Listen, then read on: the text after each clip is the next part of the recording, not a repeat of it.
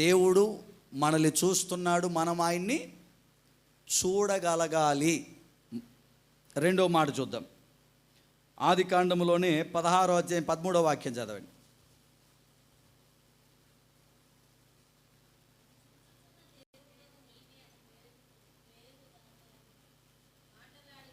దేవునికి ఏం పేరు పెట్టింది ఈమె? ఏం పేరు పెట్టింది? చూచుచున్న. ఎవరిమా? హాగరు. ఎవరిమా? హాగరు. హాగరుకున్న ఒక్కగానొక్క కొడుకు అరణ్యములో, ఎడారిలో తెచ్చుకున్న నీళ్ళు అయిపోతే, అమ్మా దాహం దాహం దాహమని ఏడుస్తుంటే, నీళ్ళు ఎక్కడ వెతికినా దొరక్కపోతే ఆ బిడ్డ కొన ప్రాణంతో చావు బతుకుల మధ్యలో ఉంటే వాడిని దూరంగా పాడేసి ఈమె వాడికి ఎదురుగా మోకరించి ఏడుస్తుంటే దేవుడు అక్కడ ప్రత్యక్షమై ఆమెకు కనబడ్డాడు. దేవుడు ఆమెను చూశాడు. బాగా వినండి, దేవుడు ఆమెను చూశాడు. ఎవరిమా? అబ్రహాము యొక్క భార్య. ఎవరండి ఈమా? చెప్పాలి, ఎవరిమా? మీకు తెలుసా? మక్కా తెలుసా? మక్కా మసీద్ ఎక్కడుంది? సౌదీలోనా? ఎడారిలోనే ఉంది కదా. ఇప్పటికి అక్కడ నీటి ఊట ఉంది. ఇప్పటికి నీరు ముస్లిం సహోదరులు అందరూ కోరుకుంటారు ఏమని, మేము కనీసం ఒక్కసారైనా మక్కాను దర్శించాలి అని. ఎందుకు వాళ్ళకి ఆశ అంటే, మా తల్లికి అక్కడ మా దేవుడు కనపడ్డాడు, మా పితరులను ఆయన అక్కడ కాపాడాడు అని ఇప్పటికీ అక్కడ ఒక పెద్ద మసీదు కట్టి దాన్ని వాళ్ళు అక్కడ ప్రార్థనలు చేస్తూనే ఉన్నారు. ఆడ కనపడింది ఎవరు? మన దేవుడే. వాళ్లకు కనబడింది మన దేవుడే, వీళ్లకు కనబడేది మన దేవుడే, మనకు కనపడేది మన దేవుడే. ఒక్క దేవుడే, కాకపోతే పేర్లు వేరు. ఎవరికి నచ్చిన పేరు వాళ్ళు పెట్టుకున్నారు అంతే. ఎవరికి నచ్చిన పేరు వాళ్ళు పెట్టుకున్నారు. ఈ సృష్టిని సృష్టించిన దేవుడు మాత్రం ఒక్కడే. దేవునికి స్తోత్రం. అలా పేరును పెట్టి పిలుచుకున్నారు. ఆ చరిత్రని ఇక్కడ రాయబడింది బైబిల్లో. అవంటది, నన్ను చూచిన దేవుణ్ణి నేను చూచాను. నన్ను చూసిన దేవుణ్ణి నేను చూశాను. నేనంటాను, ఇస్సాకు వాళ్ళ అమ్మగారు అయ్యమా? కాదు. దేవుడు ఇస్సాకును, షారాని, అబ్రహామును ప్రత్యేకంగా ఆశీర్వదించాడు. కానీ అబ్రహాము కుమారుడే ఇతను, హాగరు కుమారుడు. ఆయన దేవుడు వదిలిపెట్టాడా? కట్టుకున్న భర్త అయినా వదిలేసాడు భార్య మాటిని. కానీ దేవుడు వదిలిపెట్టాడామని ఆ కాలములో అవకాశాలు ఉన్నాయి. అయితే తర్వాత కాలములలో దేవుడు కొన్ని నిర్ణయాలు, కొన్ని చట్టాలు చేశాడు, మనుషులు ఇలాగే బ్రతకాలి అని. భర్త వదిలేశాడు కానీ భార్యని, కొడుకుని దేవుడు వదిలేశాడా? చాలాసార్లు మనం కూడా అనుకుంటాం, అయిన వాళ్ళే మమ్మల్ని వదిలేశారు, మా వాళ్ళే మమ్మల్ని నాశనం చేశారు, మా వాళ్ళే మమ్మల్ని నష్టం చేశారు, మా వాళ్ళే మమ్మల్ని నట్టేట్లో ముంచారు, మా వాళ్ళే మమ్మల్ని వదిలేశారు. గుర్తుపెట్టుకోండి, ఎవరైనా వదిలేయొచ్చు కానీ నిన్ను చూచే దేవుడు మాత్రం నిన్ను వదిలిపెట్టాడు. నువ్వు ఆయన్ని చూడగలగాలంతే. దేవునికి స్తోత్రం.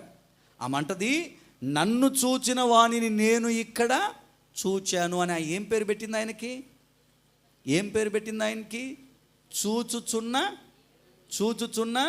మరి ఈ పేరు వాళ్ళు ఎందుకు పిలుస్తలేరో నాకు తెలియదు. యాక్చువల్గా పిలవాల్సింది ఈ పేరే వాళ్ళు. ఆమె పెట్టిన పేరు అది. ఆమె దేవునికి పెట్టుకున్న పేరు. చూసే దేవునివయ్యా నువ్వు. ఏం పేరు పెట్టింది? చూసే దేవుడు.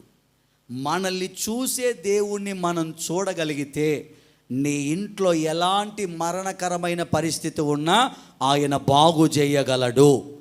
ఆమేన్ చెప్పండి గట్టిగా. నీ పిల్లల భవిష్యత్తు అయిపోయింది, ఇక నా పిల్లలకి ఏమవుతుంది, నా పిల్లలకి ఏమన్నా అవుతుందా, నా పిల్లల పరిస్థితి ఇంతేనా, నా పిల్లలకి ఇంతేనా అని నువ్వు కృంగిపోవాల్సిన అవసరమే లేదు. నిన్ను చూసే దేవుణ్ణి నువ్వు చూడగలిగితే సావు బతుకుల మధ్యలో ఉన్న నీ పిల్లల్ని రాజుల్ని చేస్తాడు దేవుడు. ఆమేన్ చెప్పండి గట్టిగా. ఎట్లాంటి పరిస్థితులంగా అయిపోయింది వాళ్ళ జీవితం అనుకుంటే అక్కడి నుంచే దేవుడు తీసుకెళ్ళి నిలబెడతాడు పైకి. ఇక్కడ చేయాల్సింది ఒకటే, నిన్ను చూసే దేవుని నువ్వు చూడాలా. ఏం చేయాలండి? మనల్ని చూసే దేవుని మనం ఏం చేయాలా? చూడగలగాల. అప్పుడు మన పిల్లల భవిష్యత్తు మనం అనుకున్న దానికంటే దేవుడు ఘనంగా చేస్తాడు. మనం అనుకున్న దానికంటే ఘనంగా మార్చేస్తాడు. దేవునికి స్తోత్రం. మన దేవుడు ఎవరు? ఆయన మనల్ని ఏం చేస్తున్నాడు? ప్రతిరోజు చెప్పండి, ప్రతిరోజు ఏం చేస్తున్నాడు? అందుకే పాట కూడా రాశారు, చూచుచున్న దేవుడవయ్యా నన్ను చూచినావు, నీ పేరేమిటో తెలియదయ్యా, నా పేరుతో నన్ను పిలిచావయ్యా, చూచుచున్న దేవుడవయ్యా. ఎవరిని చూశాడు? ఎవరిని చూశాడు? రోజు నిన్ను చూస్తున్నాడు. రోజు నిన్ను దేవుడు చూస్తున్నాడు అని గొంతు కోసిన మేకలాగా రోజు మేము చెప్పిన, బయటికి వెళ్ళాక భయపడుతున్నారా దేవునికి? అదే మందిరంలో సీసీ కెమెరాలు ఉన్నాయని చెప్పండి, బయట సీసీ కెమెరాలు ఉన్నాయని చెప్పండి, ఏం చేస్తారు? My CC camera, CC camera, ఎవరున్నారని భయపడుతున్నారు? ఇప్పుడు షాపింగ్ మాల్లోకి వెళ్తారు, బట్టలు కొనుక్కోవడానికి వెళ్తారు, అక్కడ ఏం పెట్టుంటారు వాళ్ళు? ఎవడో ఒక 10 రూపాయలు 100 రూపాయలు అక్కడ పడేసుకున్నాడు అనుకో, 100 రూపాయలు అని పోయినట్టే పోయి వెనక్కిరా, మా డబ్బులు వద్దురా. మన మీద దొంగతనం వేస్తారా? ఎవరి మీద? ఎవరి మీద? మన మీద దొంగతనం వేస్తారా? 100 రూపాయలు ఎవరో పడేసుకున్నారు, పాప వీళ్ళు సహాయం చేద్దామని అనుకుంటారు. కానీ కెమెరాలో ఏమంటుంది? నువ్వు తీసుకున్నట్టే వస్తుంది.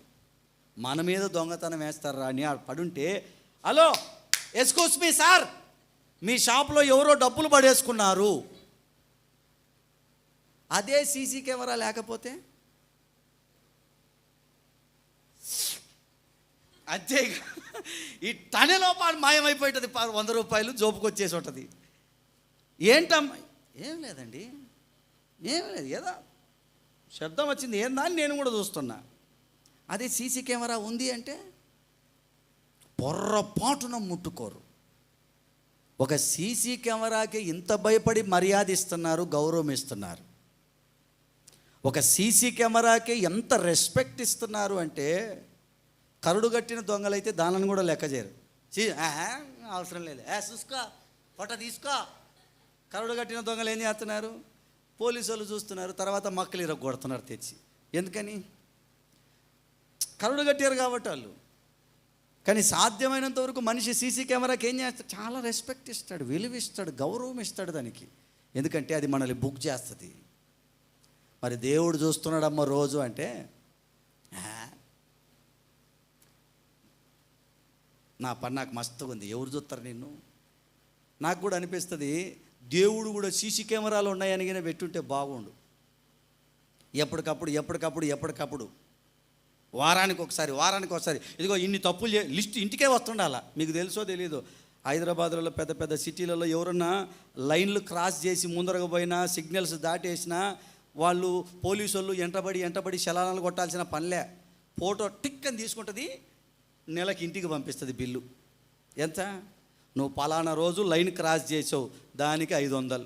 పలానా రోజు నువ్వు సొర్రని స్పీడ్కి వెళ్ళిపోయినావు, నువ్వు పోవాల్సిన దానికంటే కూడా, ఇదిగో దీనికి 500.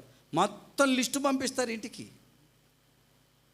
అట్లాగిన మనకు కూడా లిస్ట్ వచ్చింటే ఖచ్చితంగా భయపడేటోళ్ళు అందరూ దేవునికి. ఆయన లిస్టు పంపించాడు కదా, ఎందుకంటే ఎన్ని చేసినా ఏం చేస్తున్నాడు? ప్రేమతో మనల్ని క్షమిస్తున్నాడు. గుర్తుపెట్టుకోండి, మనల్ని చూసే దేవుణ్ణి మనం కూడా చూడగలగాలి. అలా చూడగలగాలి అంటే ఖచ్చితంగా భక్తి, భయము, నీతి, ఇవి 3 మనలో ఉండాలి. ఇవి ఉన్నప్పుడే మనం ఆయన్ని చూడగలం, ఆయన మనల్ని చూడగలడు, మన పరిస్థితులన్నీ మార్చగలడు. మీరు ఇంకొకరికి వచ్చి చెప్పాలి, నాకు కూడా చెప్పాల్సిన అవసరంలో, మీరు మీ ఇళ్ళల్లోనే మీరు ఏడ్చి ప్రార్థన చేసుకుంటే దేవుడు భగవంతుడు అక్కడే మిమ్మల్ని దర్శిస్తాడు. ఆమేన్ చెప్పండి, ఆమేన్ చెప్పండి, ఆమేన్ చెప్పండి. మీ ఇళ్ళల్లోనే అద్భుతాలు చేస్తాడు. అట్లాంటి పరిశుద్ధమైన వాతావరణాన్ని మీరు ఏర్పాటు చేసుకోవాలి.